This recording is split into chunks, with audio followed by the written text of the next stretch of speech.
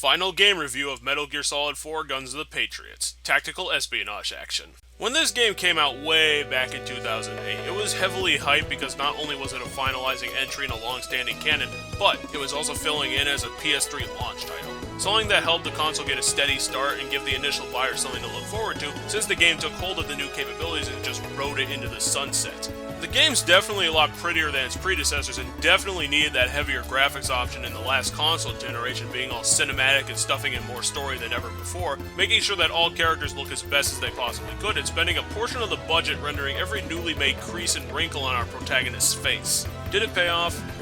Not really. The art direction could have been made better. I even think that MGS1's art team did a better job with their first generation 3D still being able to pull off an enthralling story that launched the series into the mainstream, bringing its signature sneaking mechanics to a whole new generation, and throughout the subsequent two games, MGS2 and MGS3, at its core it hasn't changed. But that gets thrown out the freaking window when we hit MGS4. Like I said in previous parts, this game has switched total genres, turning from a stealth game to a cover-based shooter, and it definitely shows with the game giving us all these tools and guns during our first missions to basically shoot everyone we come across, and actually making the shit shooting controls of previous games actually competent enough to allow us to kill all of our enemies instead of making sneaking the tenable option in every situation, which is in itself an identity problem. And then you've got the issues of there just being way too many characters added to this game. Olga's daughter, Meryl's PMC group, Eva returning along with Naomi, who all just seem to get in the way of what's actually important. Stopping Liquid Ocelot from destabilizing the world with his ultimate plot, using the Patriots' AIs for his own devious purposes, power, and the whole shebang.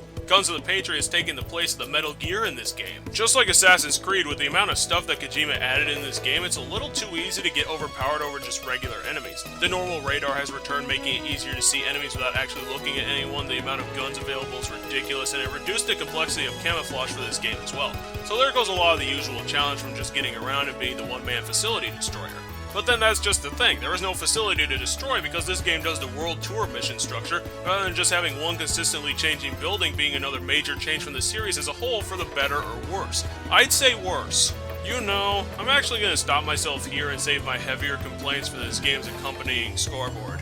Gameplay. Now this game introduced a lot with its change from stealth to shooting as combat option most prevalent. We've got Otacon's new helper being some sort of invisible camera robot developed from his Metal Gear Solid research. It gave us the important syringe from Naomi and our utility belt now getting so heavy that it can pull our pants down, being set with the usual range of explosives, guns, and collectibles, making Solid Snake his own mercenary convenience store with legs. On top of that, with the new Drebin store that was introduced along with the weapon pickup system, there's no chance of ever running out of bullets in normal gameplay, with the gun model that the enemies use being the best option because that one always has hundreds of bullets in its clips from being scavenged after the massacres. The Solid Eye was the big new tool that Otacon gave us right at the start of the game, allowing us to have all the vision tools from previous games in one convenient place, with its only disadvantage being a charging requirement, which is really shit when you start relying on it and it fails you out of nowhere.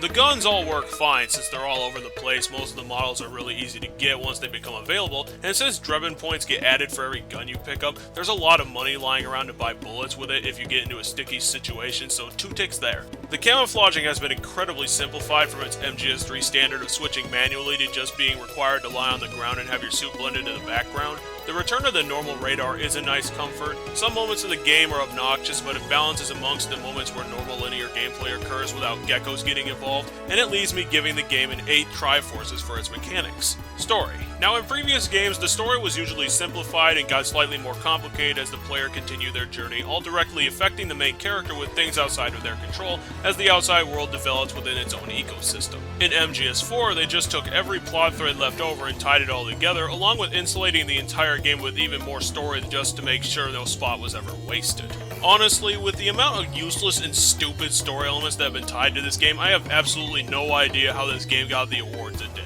It's constant and never letting up, sometimes going for multiple cutscenes all at a time after missions are over in order to explain the next mission, explain plot developments concerning characters that have no importance to the story whatsoever, and then doing some fee-style explaining that pertains to repeating the same stuff we already know about on top of everything else. Cut out like 65% of what was added, and not much would have been changed. Otacon got to hook up with Naomi once. They added in Olga Gerlukovich's daughter as a huge secondary character that spends the entire game cooking eggs since the two soldiers can't be bothered to pick up any sort of food. Ryan returns as an overpowered cyborg with inexplicable kung fu swordsmanship skills and ultimate badassery that makes his cutscenes seem like they're ripped straight from anime when he starts slashing geckos apart or having a lightning-fast conflict with Vamp that just doubles the ridiculousness of those two fighting. There's this new character introduced named Akiba who was dubbed the inept jackass and tag-along to a PMC group Meryl had gotten involved with, who was later named Johnny after he pulled off his mask and somehow became an incredibly competent badass right out of the blue. And then you've got the War Beast running around being all incredibly depressing and incredibly deadly. I mean, they even threw in Naomi having cancer of all things right at the end of her character arc. Honestly, I had no idea who this lady was other than an old codec comrade from Metal Gear Solid and also a friendly doctor in this game that informed me of my advanced aging and fox dye plague. The heavy-handed use of cinematic endeavors makes this game probably one of the worst written ones coming out of the Kojima team. But while the core of this game has its many problems, the shell around it is actually quite intriguing. Liquid Snake being reborn and now gaining power over the most influential of PMCs is planning to take control of JD, the Patriots AI that controls war since everything and everyone has become linked through nanomachines, and such that allows the Patriots to control everything so that there is constant conflict to the point that they've developed a war economy to which they can also control, and with that kind of interconnectivity, Liquid Ocelot has made his plan that allows him to shut down all ordnance and soldiers, making him invincible, meaning that the world government and the Patriots are going to have to give in to his demands for world controlling power. So with all of that coming together, I'd give it a 4 Triforces for story.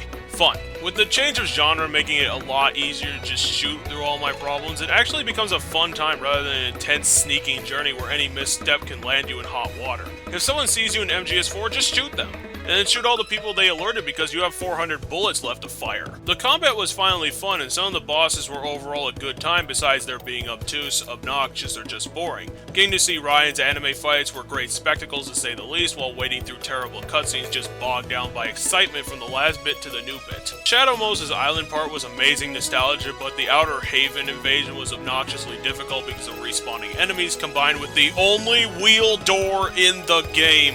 Seriously? What the fuck, guys? But to close this part, I'm gonna highlight this part from my playthrough. There's this one mission where Metal Gear becomes Assassin's Creed as you end up having this whole bit where you just tail one person throughout this entire fucking city complex, which would have been as easy as pie if the journey itself wasn't a half-hour long without any fucking screw-ups. And then you've got the roving Death Jeep style insta-killing you with spotted, wasting another 10 minutes of your life restarting from a checkpoint. So stupid, just misplaced design time that could have done a lot better, whose only accomplishment was just pissing me off the wall. Score! 7 1/3 Triforces. Metal Gear Solid 4 was the much hyped return to the Solid Snake canon of the franchise, along with being a major release for the new PS3 that was using its new technology in an unprecedented way, creating a cinematic experience inside of a cover-based shooter that won a lot of awards up and down the aisle that I honestly can't understand. But I also didn't understand the Ico reception, so hush my mouth, I guess. To me, it was just a constantly huge period of movie-quality story BS that was about 70% useless and was more an annoyance than creating an enthralling plot. There's such a thing as too much story, guys. It's like having too many nickels. It may have seemed like a good idea at the time, but then you can get crushed under the weight of the hundreds of thousands that you have. Anyway, while the story was faffing up and down the garden path, the mechanics held up well since this game was really turning into just having a fun time going through a bunch of different areas rather than sneaking our way into a terroristic plot where the slightest issue could bring down entire countries as a result. I gave Metal Gear Solid 4 a final score of 19 1/3 out of 30 because the story was such a horrendous mess that needed several in-depth editing sessions before even being competent. Introducing a bunch of characters from previous games just ended up having a bunch of them scrabbling for screen time and mostly ended up doing fuck all with the limited time they had. But again, it's still Metal Gear Solid, and that means that its mechanics held up well and the game was overall fun to have. But a final issue I'm going to highlight is going to be the funeral cutscene where Solid Snake meets Big Boss in Zero, the original philosopher who took the boss's ideal into his own hands and did the completely incorrect thing to achieve that dream. The only strength that this cutscene really had was as a final plot wrap-up, and I say that because they tried to do this whole emotional bit where Big Boss was too weak to have his final smoke next to the boss's gravestone, so Solid Snake helped him out with this whole orchestra just throwing their hearts out to ultimately achieve nothing. The song was great, don't get me wrong, just the application wasn't up to par with what was trying to happen. I was actually more moved at the moment— oh, spoiler alert, where Solid Snake was preparing to commit suicide in this entire thing. I'll say it's a good ending at best, and before I leave you all once again to write hate comments on this video because I didn't understand what the story was trying to be and why my opinion should be entirely disregarded, here's your victory for gamers. And I'll see you around because the next project I'm going to do is Metal Gear Solid Peace Walker. Wait, sorry guys, but I did remember something that I wanted to give a good spotlight to, and I only remembered it at the end when I was writing the script, so I'm just going to do it because it pissed me off, and I remembered it, and here it goes. The gist of it is that this game is anti-video game, because one scene during Eva's monologue highlighted that violent video games were destroying the country, making people think it's okay to commit murder, and you know that whole bit that is completely illogical and completely ignorant and stupid. Just thought I'd give some final hate to that moment and to Kojima, who allowed this to happen. See you guys later.